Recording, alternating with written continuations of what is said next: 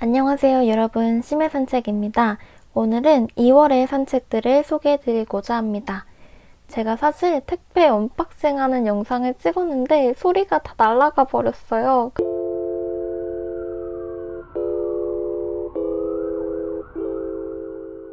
짜잔! 그래서 이렇게 총 5권의 책을 구매했고요. 차례대로 하나씩 살펴보도록 하겠습니다. 첫 번째로 보여드릴 책은 숀 비델의 서점일기라는 책입니다. 저는 사실 나중에 서점을 차리는 게 제 꿈이에요. 그런데 이 책의 소개글에 꿈을 쫓아 서점을 열고 싶다는 유혹에 시달린다면 이 책을 읽기 전에는 아무것도 하지 말아라 라고 적혀 있더라고요. 그래서 이 책은 한번 읽어봐야겠는데 라고 생각을 해가지고 구매한 책입니다. 이 책 차례가 되게 특이해요. 2월, 3월, 4월 이렇게 쭉 이어져가지고 그 다음에 1월, 2월 순서대로 구성이 되어 있는데 이런 구성일 수밖에 없는 이유가 이 책이 스코틀랜드의 한 중고 서점을 인수하게 된 숀 비델이 서점을 운영하게 되면서 쓴 일기이기 때문입니다. 서점을 운영하면서 자신의 환상과는 다른 이면들을 많이 접하게 되고 정말 별의별 손님들을 다 상대하는 그런 이야기들이 적혀있는 책이라고 합니다. 손님들과의 에피소드를 읽다 보면 정말 나도 모르게 미소가 지어진다고 해요. 이렇게 일기 형식이에요. 보이시나요? 4월 며칠은 무슨 일이 있었고 4월 19일에는 무슨 일이 있었고 이런 게 적혀있는 진짜 전형적인 일기입니다. 한 에피소드를 한번 들려드려 볼까요? 4월 24일 목요일 온라인 주문 3권 찾은 책 3권 너무 귀엽죠? 니키가 내일 쉬기 위해서 오늘 출근했다. 이제는 아침을 차 안에서 안 먹고 서점에서 먹기로 했단다.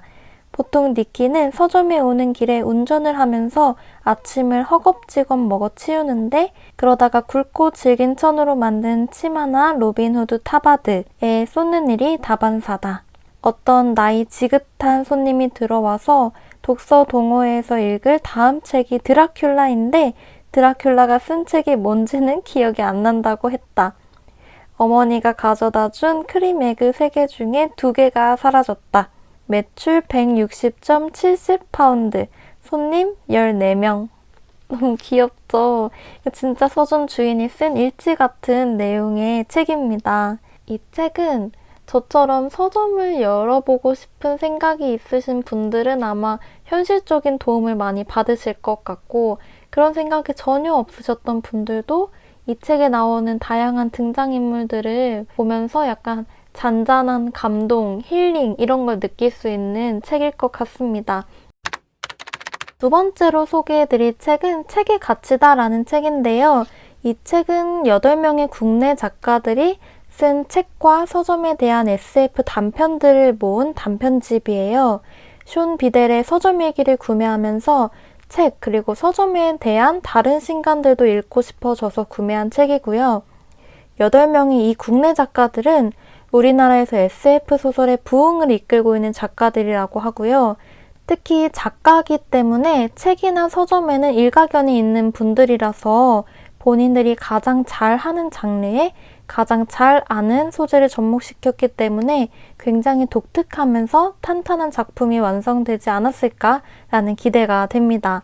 특히 서점과 SF를 어떻게 접목시켰을지 저는 개인적으로는 좀 상상이 안 가더라고요. 뭔가 굉장히 신선한 작품들이 수록되어 있을 것 같아요. 제가 꼭 이 책은 리뷰를 해보려고 하고 있습니다. 세 번째로 보여드릴 책은 김소영 작가의 어린이라는 세계입니다. 이 책은 굉장히 특별해요. 제가 소개해드리는 첫 번째 에세이집이기 때문입니다. 저는 에세이를 잘 안 읽어요. 별로 제가 좋아하지 않는 장르라서요. 그래서 영상에서도 한 번도 소개를 해드린 적이 없었는데 이 책을 구매한 이유는 단순히 김영하 작가의 2월 북클럽 대상 도서였기 때문입니다. 제가 너무나 사랑하는 작가가 추천하는 책이라서 구매를 하기는 했는데 그럼에도 불구하고 에세이라는 장르 때문에 참 끌리지는 않더라고요. 그래서 다른 책들보다 이 책은 좀 소개글을 꼼꼼히 읽어보고 구매를 했던 것 같아요. 그런데 소개글에 이런 말이 있었습니다. 나 자신을 노인이 될 과도기에 있는 사람이라고 여기지 않는 것처럼 어린이도 미래가 아니라 현재를 기준으로 생각하는 것이 맞다. 또 어린이가 청소년이 되고 어른이 되는 사이에 늘 새로운 어린이가 온다. 달리 표현하면 세상에는 늘 어린이가 있다. 이 문장을 듣는데 아차 싶었어요. 저는 그동안 어린이에 대해서 생각해 본 적이 한 번도 없었던 것 같아요. 그리고 우리가 그런 말도 많이 하잖아요. 애가 너무 말괄량이면 냅둬 크면서 나아질 거야. 이런 말들. 근데 우리가 살면서 이상한 어른을 보면 냅둬 쟤는 노인이 되면 나아질 거야. 뭐 이런 얘기는 안 하잖아요. 근데 왜 유독 내가 아이에게만 저 아이는 과도기에 있는 존재 이런 잣대를 들이댔을까? 그러면서 내가 어린이 문제에서 한 발 물러난 시선으로 바라봤던 건 아닐까라는 생각이 들더라고요. 그래서 저에게 이 책은 김영하 작가의 북클럽을 위한 책임을 넘어서서 한 번쯤은 읽어보면 좋을 것 같은 책이 되었습니다.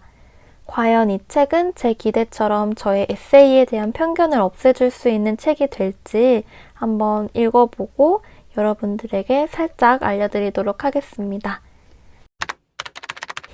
네 번째로 소개해드릴 책은 밀란 쿤데라의 농담입니다.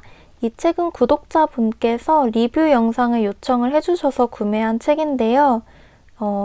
이 책은 참을 수 없는 존재의 가벼움으로 유명한 밀란 쿤데라의 데뷔작이고요.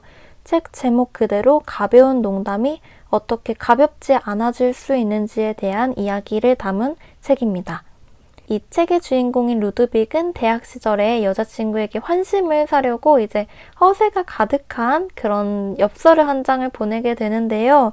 당시에 공산주의 사상이 지배를 하고 있었는데 공산주의 사상에 대해서 비판적인 입장을 담은 농담 한마디를 적은 거예요. 루드빅은 전혀 악의가 없었지만 이 엽서를 보고 대학과 사회에서는 루드빅을 축출합니다. 정말 악의 없는 그런 가벼운 농담 한마디가 한 사람의 삶을 어디까지 바꿔놓을 수 있을지에 대해서 다룬 책인데요.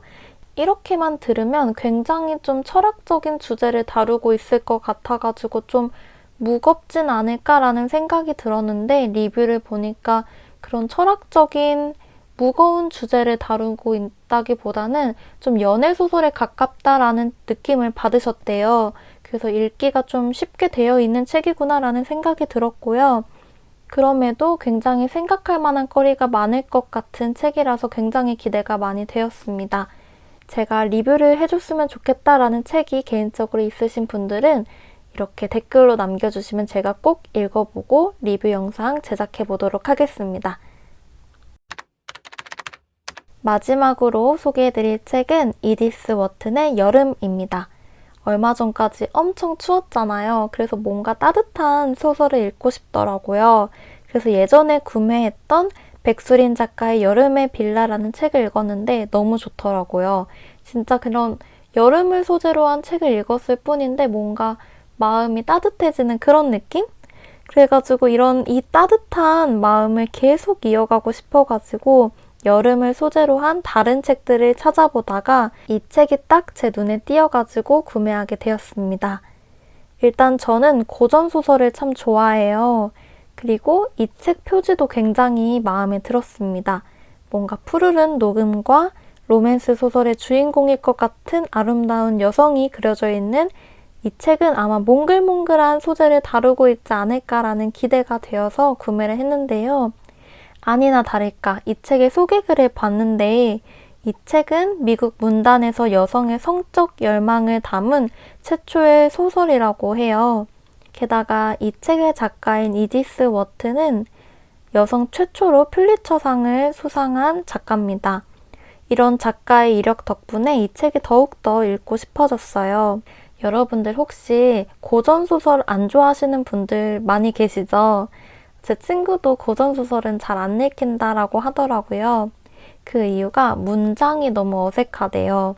뭔가 예스러운 말투인데 그것마저도 번역체이다 보니까 잘 좀 와닿지가 않는 그런 표현들이 많아서 읽기가 힘들다라고 얘기를 하더라고요. 아마 공감하시는 분들 많이 계실 것 같아요. 그런데 이 책의 리뷰가 대부분이 문장이 너무 쉽게 잘 쓰여 있다. 그냥 한국 소설처럼 번역이 매끄러웠다 라고 적혀 있더라고요. 평소에 고전소설에 대한 약간 편견이 있으셨던 분들이나 고전소설이 좀 어렵게 느껴졌던 분들은 이 책으로 입문하시면 좋을 것 같다라는 생각이 들었습니다. 자, 오늘은 2월에 산 책 총 5권을 보여드렸습니다. 혹시 여러분들은 어떤 책을 구매하셨나요? 저에게 추천해주고 싶은 책들이 있으시다면 댓글로 알려주시면 좋을 것 같습니다. 그럼 우리는 다음 영상에서 또 만나요. 안녕!